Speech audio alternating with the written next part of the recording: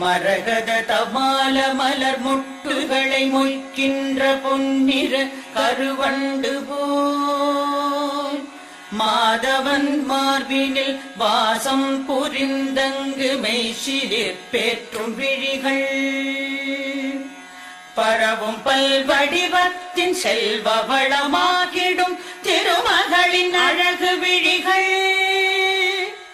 பறிவோடு அந்த இரு விழிகளின் கடை நோக்கு மங்களம் எனக் கருள்கவே.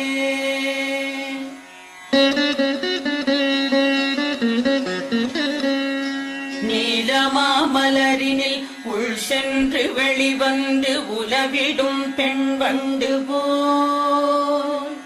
நீலமாமுகில் வண்ணன் திருமுகம் காண்கின்ற ஆசையாய் மேல் சுழன்று கோலம் கண்டு